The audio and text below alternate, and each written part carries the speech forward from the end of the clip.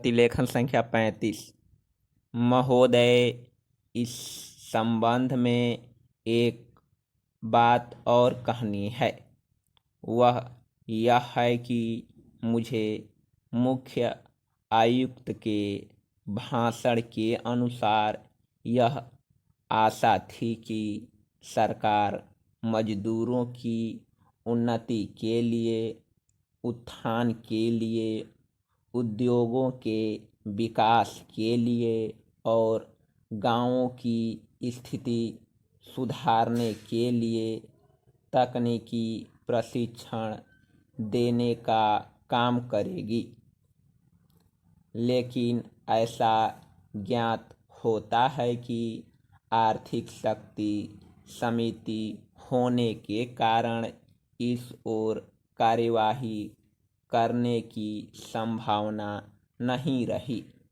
फिर भी मुझे आशा ही नहीं अपितु पूर्ण विश्वास है कि भविष्य में हमारा मंत्रिमंडल इस ओर अवश्य अविलंब ध्यान देगा।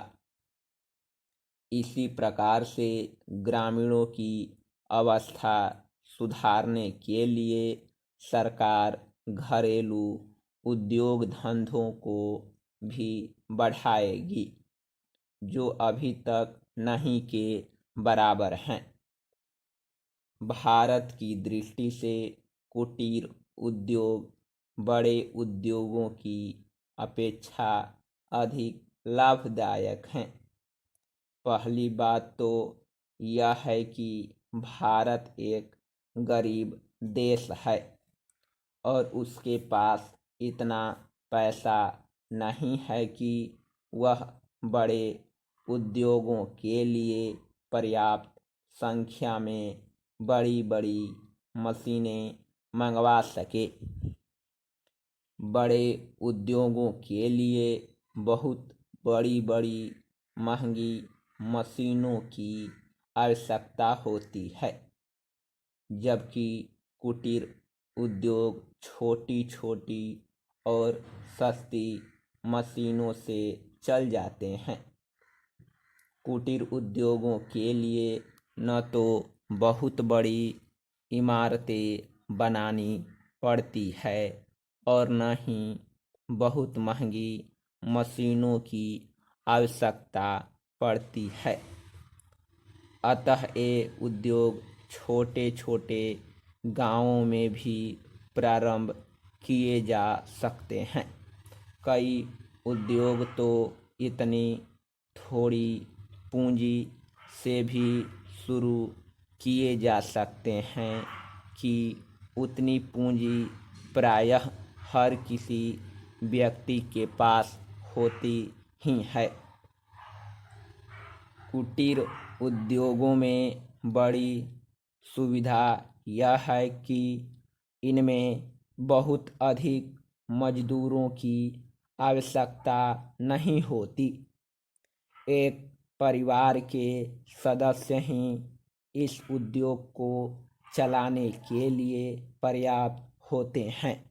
घर के सब सदस्य उस काम में हिस्सा बटा सकते हैं।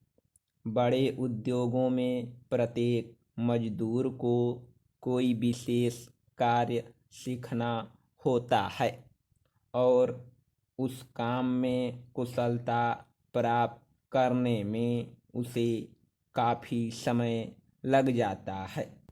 तीसरी चीज़ जो मैं आपके सामने रखना चाहूँगा वह यह है कि जो विचार और सुझाव आपके सामने प्रस्तुत किए गए हैं वे एक पवित्र, शुद्ध और जनता व प्रांत के हित को ध्यान में रखकर ही प्रस्तुत किए गए हैं और मुझे पूर्ण विश्वास है कि बिना किसी दलगत भावना के शिकार हुए आप उनकी जांच करेंगे और यदि वे जनहित की कसौटी पर खरे उतरे तो उन पर कार्रवाई करेंगे।